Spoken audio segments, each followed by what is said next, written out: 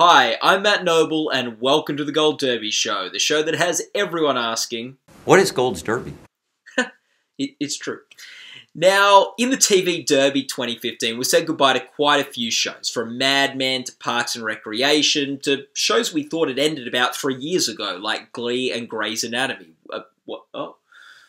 Apparently Grey's Anatomy's been renewed for another season. How's that show going to work without Big Dreamy? Anyway. The biggest goodbye of 2015, though, was for one David Letterman. And today we're going to unpack whether he can make it back into the variety series race at the Emmys.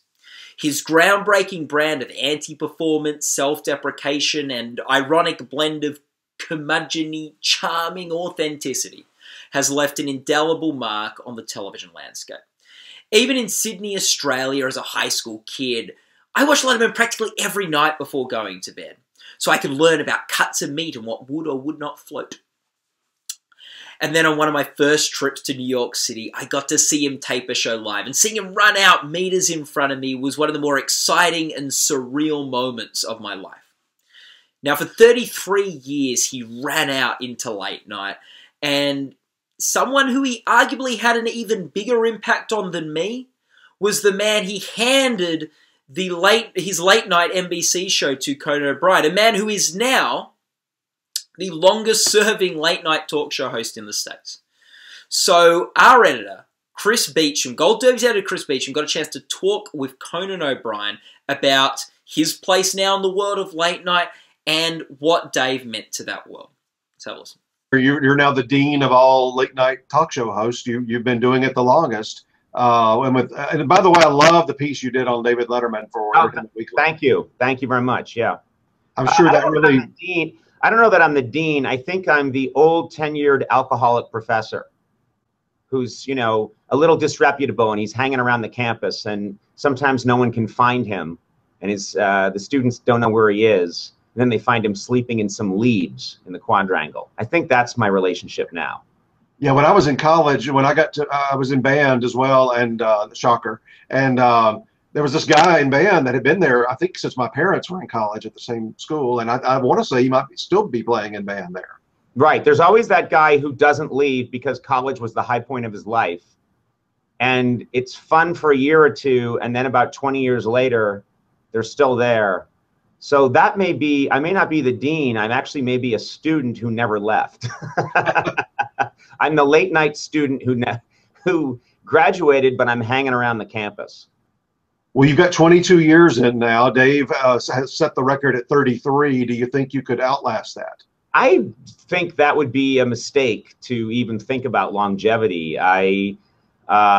My main focus is try and do a very good show every day, and do this as long as it is exciting to me and I feel I have something to contribute. And the minute I feel I'm not able to do that, I don't want to inflict myself on people, so I would just quietly go away. But the idea of I'm going to see if I can break a record and go for 33 years, you know, if I wake up one day and realize I've been doing it that long, that's fine. But I definitely want to make the focus, am I doing a good show every day? And did I do a good show yesterday? And do I think I could do a good show tomorrow? And that will dictate how long I do this. Well, speaking of things living on forever, a couple of months ago I was looking at an old Tonight Show DVD, and Dave was asked something similar to that by Johnny on one of his last appearances with Johnny. And he just laughed and laughed and said there was no way he was going to be on that long. Right, right. But then he winked at the camera and said, I didn't notice that. Yeah, if you look carefully, Dave winks at the camera and said, "I'll beat you by 3 years, Johnny." I thought it was off-putting.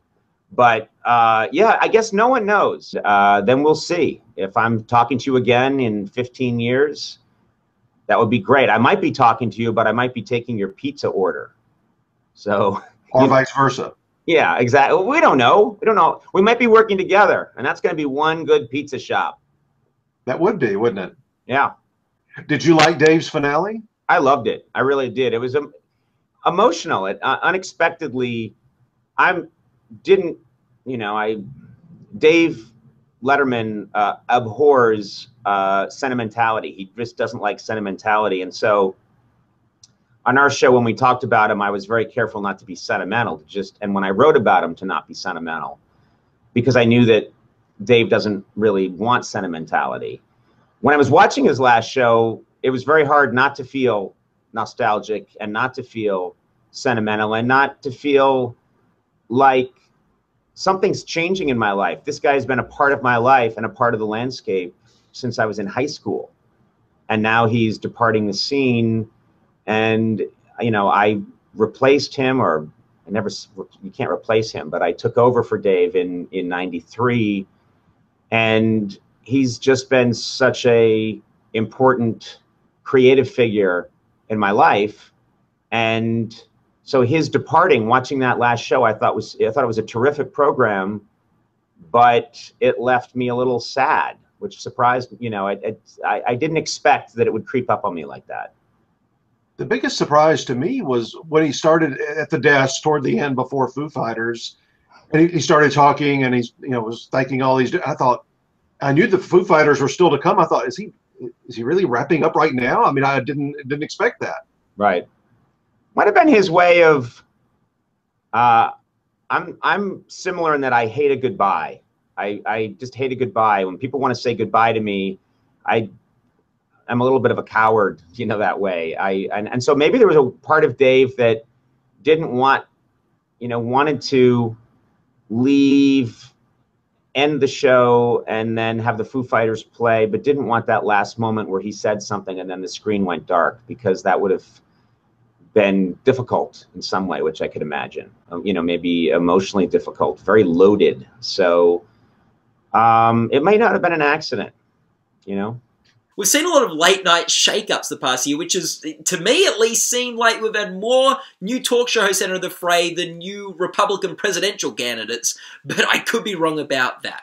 Regardless, one of those new talk show hosts, James Corden, took over the Late Late Show, which meant he got to be the first on-air voice after Dave said that final goodbye.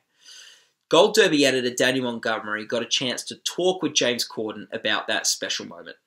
Speaking of influences in late night, you know, your lead-in, you know, David Letterman signed off on May 20th, and then on your show afterwards, you talked about how, you know, you watched the Late Show when you first came to New York to do a Broadway play. You know, was that the History Boys?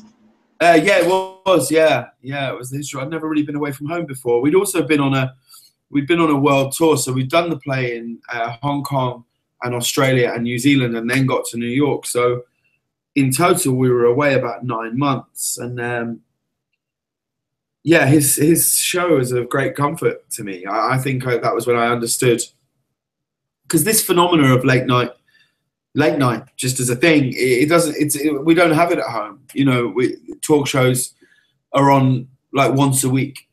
Like Graham Norton's show is on every Friday, and it was such an honor to. It was an honor and daunting and terrifying to be the first person to speak after he said goodnight. Like, I genuinely felt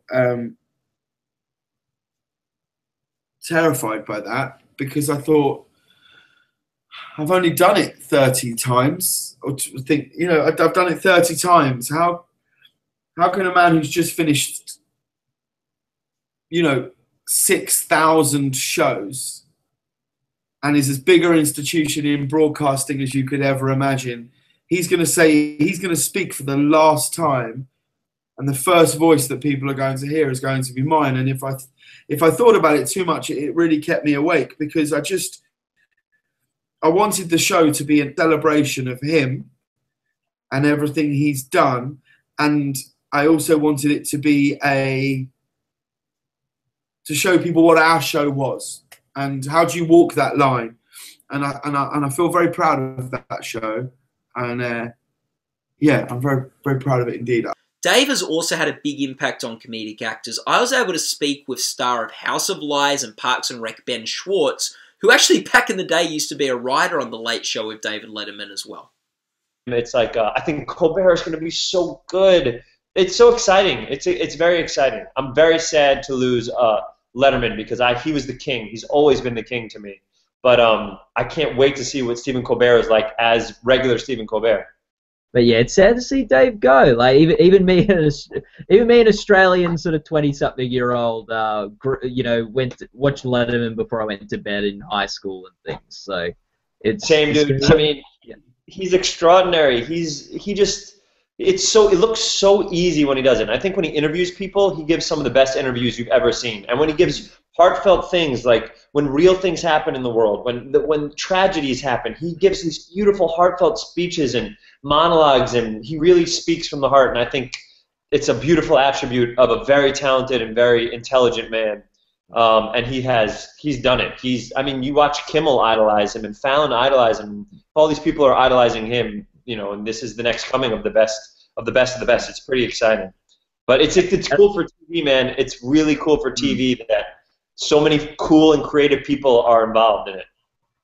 So talking Emmys, in 1994, Dave's Late Show was able to take out Best Variety Series at the Emmys, and the next year it went to Jay Leno's incarnation of The Tonight Show.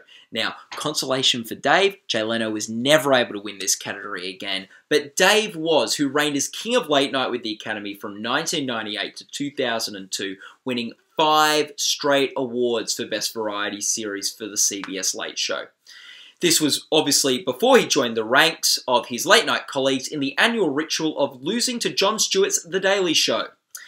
In fact, Dave's show hasn't even been nominated the past 5 years. So can Dave break back into a nomination this year? And if he can he take out the win? Let's talk with Gold Derby correspondent Monty, who can break it all down for us. Monty, how does the state of the race look for Dave this year? Thanks, Matt. We've got a very interesting state of the race this year, as the Academy has divided the variety category into 2 separate categories, which means we'll have a race for Best Variety Sketch Series and a race for Variety Talk Series, giving some added hope to people who love talking everywhere.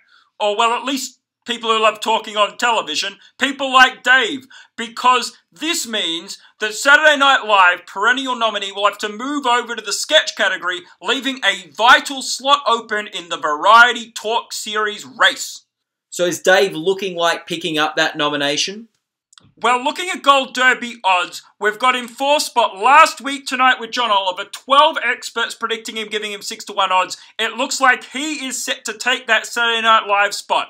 But there is still hope for Dave, who 10 of the 12 experts are predicting to bump Real Time with Bill Maher. However, Matt, if you look at the Gold Derby editors, it's a closer race, with 4 of the 7 saying he will take that last spot from Bill, but the other 3 predicting Bill Maher to retain that spot. It looks like it's going to be a real barn burner, and Dave is on the bubble to crack back into that race.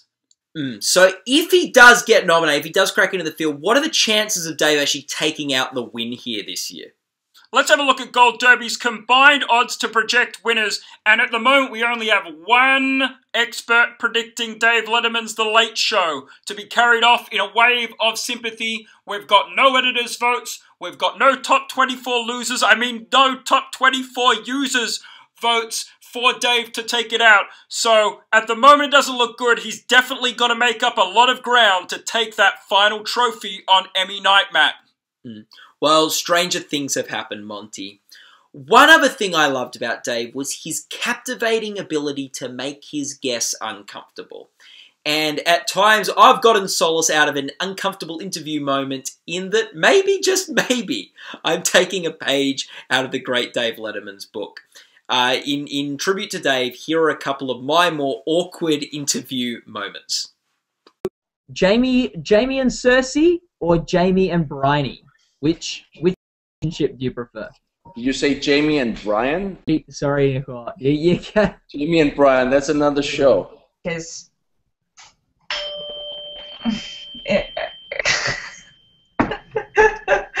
on 1 second. Is that the doorbell? Sorry about that. Okay, that was the delivery. That's why they were calling. Wasn't James Spader popping around? No. I have this thing outside of the blacklist. It's called a life. I think when that was happening, sort of, you might not be able to be Hand of the King anymore. Now that, and next anyway, Apollo. Yes. if you could get anything cut off you, like Nikolai got lost a hand, what would you lose? Is that Joffrey online? Yeah, that's a perverse question. You wanted to be like Nikolai, and I thought, oh, well, he got something cut off. Yeah, he got something cut off. With what's been happening to Alfie Allen recently as Theon Greyjoy, maybe we should keep away from things that have been cut off. Hi, it's Monty here, reminding you to go to goldderby.com to watch the full extended interviews with contenders, make your own predictions for the Emmys, and if you like numbers, you can look at heaps of numbers like this. It's really cool. Thanks.